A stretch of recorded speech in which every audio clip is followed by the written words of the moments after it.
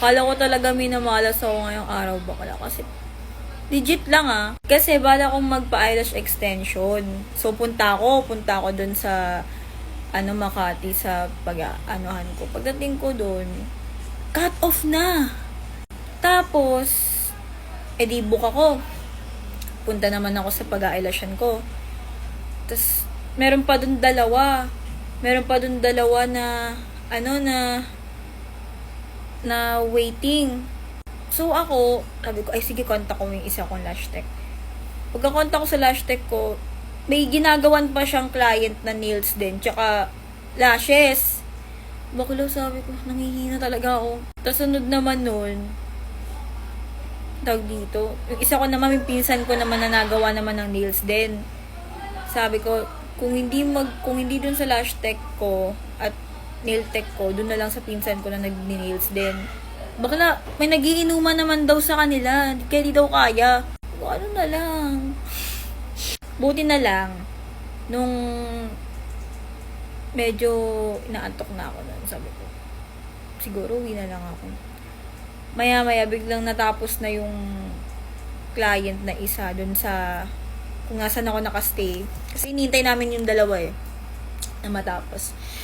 Tapos ayun, like, sabi sa akin, eto na po, ano po ba yung ganyan. Di nasikaso na ako, di ba? Di tuwan-tuwa ako, higa kagad ako, ganyan. Tapos ang cute lang ng girl, kasi sobrang shy niya pa na, ikaw po, ate, di ba ikaw si Mea Cassandra? Gumanon pa siya sa akin. Di pa daw siya sure nun, kasi nga daw, sinesearch, di daw kasi nakita yung butterfly ko daw na ganto, butterfly ko daw ng tattoo sa kasi tinignan niya pa daw, sinearch niya pa daw yung yung FB page ko.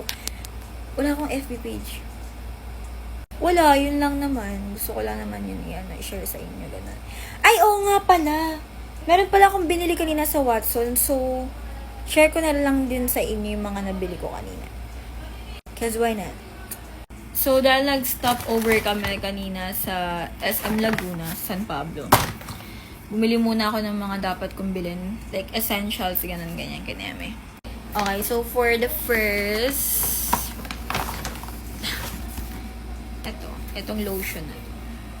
Ito kasi, talagang, bet na bet ko to dahil ang bango, plus, talagang moisturizing siya, guys. Ang pinaka gusto ko pa dito is, hindi siya, ang tawag dito, parang, alam mo yung parang pag nilagay mo is, magkakaroon ng crack-crack. Alam niyo ba yung feeling na ganun? Ewan ko kung ako lang. Basta may mga ganun kasi times na parang sa mga lotion. Pero ito kasi, it doesn't give that effect. So, I really love this so much. Very moisturizing. It helps me to whiten and to brighten my bottom. Yan, sinabi po ko na yun. Okay, so next. Dahil naubos yung pabango ko, bumili ako ng bagong pabango. Ayan. Ang usual ko talaga, guys, na pabango is vanilla. Pero ito, iba yung amoy niya. Very girly talaga. At the same time is, basta parang mala girl boss, whatever. For our next, ito.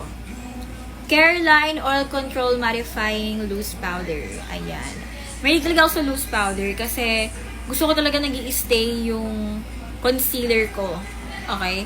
So, ayan. Concealer ko dyan. Ito talaga lagi ko nilalagay. Everyone. Careline. Actually, tatlo na yung Careline ko Meron akong Careline na blush on, meron akong Careline na loose powder, and yung favorite ko, guys, na palagi nyo sa akin tinatanong, Careline kong lippy. Yes. Pero bumili ako ng bago, which is ito.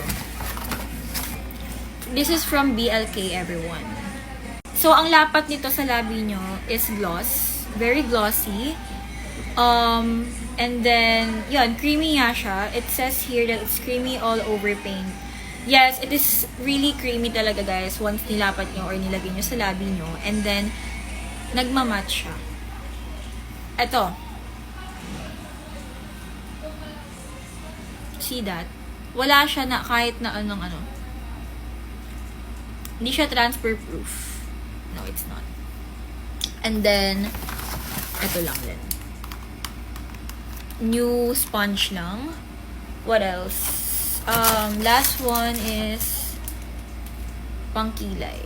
Yan. Nagtitrim lang ako ng kilay kasi makapal yung kilay ko. Makapal yung kilay ko and tamad talaga ako guys magkilay.